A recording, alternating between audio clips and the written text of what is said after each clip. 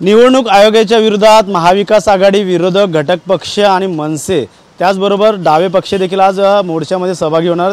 ठाण्यातून मोठ्या संख्येने आता ठाकरे शिवसेनेचे ठाकरे पक्ष असेल या मनसे पक्ष असेल मोठ्या संख्येने आता या कार्यालयाच्या बाहेर जमायला सुरुवात झालेली आहे। त्यांच्या हातात जो फलक आहे सत्याचा मोर्चा अशा प्रकारचं त्या ठिकाणचं ब्रीदवाक्य आहे आणि याच ठिकाणी अनेक दुबार नावं ज्या पद्धतीने निवडणूक आयोगाच्या यादीमध्ये दिसून आले त्याचा घोळ या संदर्भातले अनेक वेळा जे ते तक्रारी असेल या निवेदन असेल या पक्षाकडून देण्यात आलं होतं। मात्र आता पुन्हा आता एल्गार जो मोर्चा असेल या ठिकाणी आपल्याला पाहायला मिळतोय। आपण मनसेच्या कार्यालयाच्या बाहेरच होतो या ठिकाणी शिवसेना ठाकरेकडे देखील आता या ठिकाणी जमलेले आहेत आणि ठाणे स्थानकावरून ते थेट मुंबईला रवाना होणार। आपण मनसेकडे पहिले जाऊया। एकंदरीत पाहिलं सत्याचा मोर्चा म्हणून तुमचा आता हातात जो फलक आहे एकंदरीत आता मुंबईला जो मोर्चा असणार आहे ना स्थानिक स्वराज्य निवडणुका आहेत त्यामुळे कशा प्रकारच्या मोर्चामुळे फरक पडणार निवडणूक आयोगाला?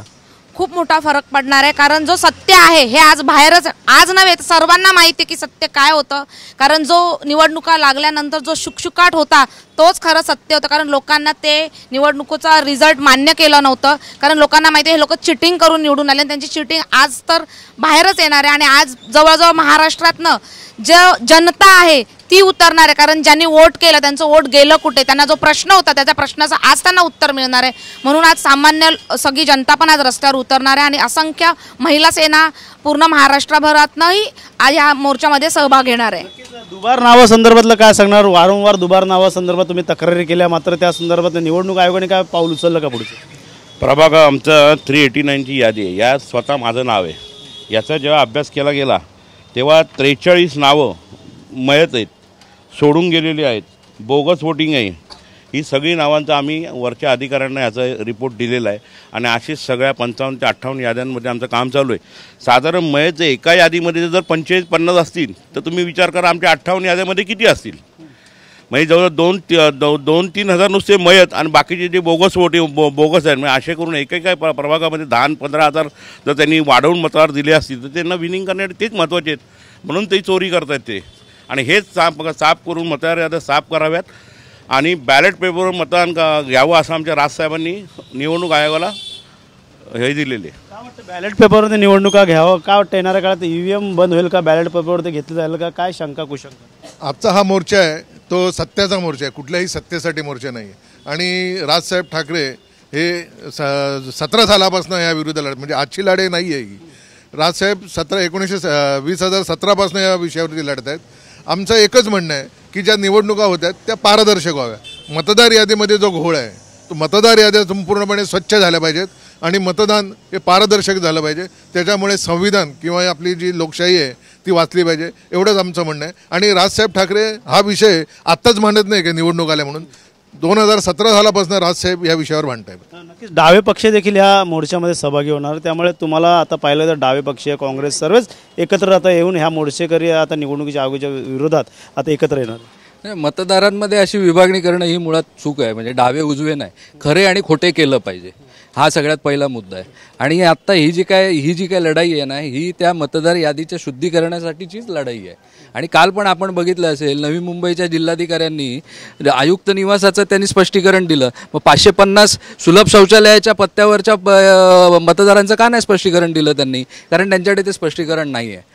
आणि अशा प्रकारे या सगळ्या व्यवस्थेमध्ये ही जी काय गडबड जो काय चालू आहे, घोटाळा जी काय चालू आहे ना ह्याच्यामध्ये याच्या विरोधातच हा मोर्चा आहे आजचा। नक्कीच ठाकरे गटाकडनं पाहायला गेलं तर आपण त्याच्याशी चर्चा करणार आहोत। दोन्ही बंधू एकत्र आलेत मात्र एकत्र आल्यानंतर पहिलाच मोर्चा जो आहे तो मुंबईत धडकलेला आहे। या अगोदर भ्रष्टाचारावरती मोर्चा काढण्यात आला ठाण्यामध्ये। काय वाटतं निवडणूक आयोगाला एकंदरीत या मोर्चामुळे कुठेतरी उत्तर या कशाप्रकारे?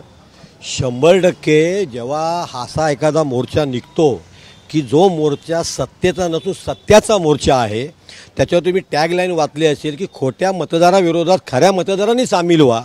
फक्त याचं नेतृत्व पवारसाहेब असतील, राजसाहेब असतील, उद्धवसाहेब असतील तरीसुद्धा नागरिकांचा मोर्चा आहे आणि खरं तो लोकशाही जागवायची असेल, संविधान वाचवायचं असेल तर अशा प्रकारे मोर्चा काढून हे जे निवडणूक आयोग आहे यांना तारतम्य नाही आहे, यांना ठिकाणावरती आणावं लागेल। खरं तर आपण बघितलं मी मगाशी बोलल्याप्रमाणे लोकसभेच्या निवडणुकीनंतर आमचे उमेदवार होते राजन विचारे साहेब यांनी 1,62,000 दुबार नावं ही आयुक्त कलेक्टर साहेब जिल्हाधिकारी साहेबांकडे दिली होती।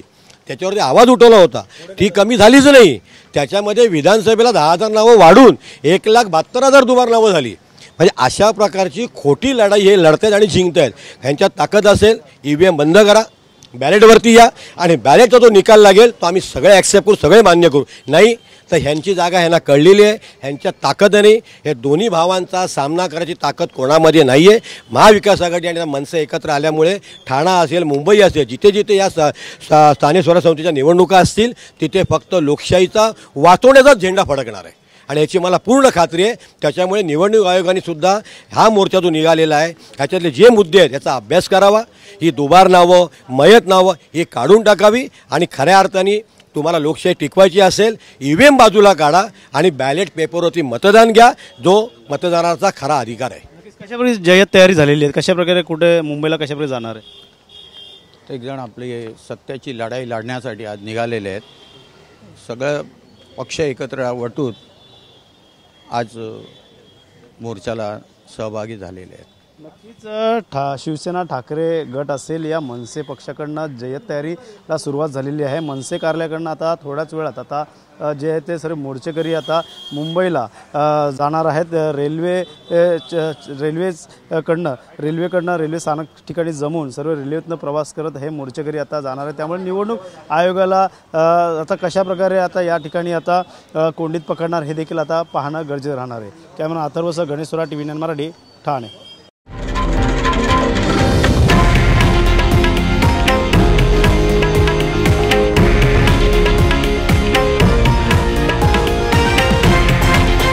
हे आहे देशातील नंबर 1 न्यूज नेटवर्क आणि आपण पाहत आहात TV9 मराठी, एकमेव.